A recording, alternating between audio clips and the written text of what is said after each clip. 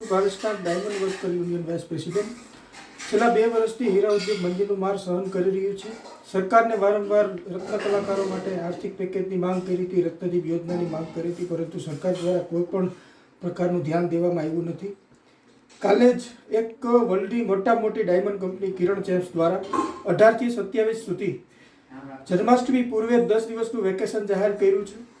તો જો આવડી મોટી કંપની વેકેશન જાહેર કરતી હોય તો સરકારને સમજી જવું જોઈએ કે હીરા ઉદ્યોગની અંદર કેવડી મોટી મંદી હશે. 2008ની અંદર મંદીનું સંજ્ઞાન લઈને ગુજરાત સરકારે રત્નદીપ યોજના જાહેર કરી હતી.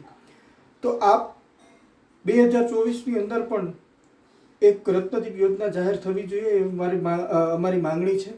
અને આર્થિક પેકેજ પણ ડાયમંડ વર્કરો માટે ગુજરાત સરકાર આપે, કારણ કે મંદીનો કેવી અસર છે. જો વર્લ્ડની લાર્જેસ્ટ કંપનીમાંથી એક કંપની 10 દિવસનું વેકેશન જાહેર કરતી હોય તો સરકારને પણ સમજી જવું જોઈએ કે કેવડી મોટી મંદીનો માર સહન કરી રહ્યું છે હીરા ઉદ્યોગ. સરકારે પોતાની એજન્સીને કામે લગાડી સર્વે થવો જોઈએ. સર્વેમાં કેટલા કારીગરો બેરોજગાર છે, કેટલી કંપનીઓ અત્યારે નાની બંધ થઈ ગઈ છે, તમામ સર્વેમાં આવરી લેવામાં આવે અને સર્વે દરમિયાન એક આર્થિક પેકેજ અને રત્નદીપ યોજના જેવી યોજના ચાલુ કરવામાં આવે, જેથી કરી આપણે ડાયમંડ ઇન્ડસ્ટ્રીઝને ઉગારી શકીએ. રત્ન કલાકારો બેરોજગાર છે એમને પણ આપણે મદદ કરી શકીએ. તો સરકારને વિનંતી છે કે આર્થિક પેકેજ અને રત્નદીપ યોજના જાહેર કરે. જય હિન્દ.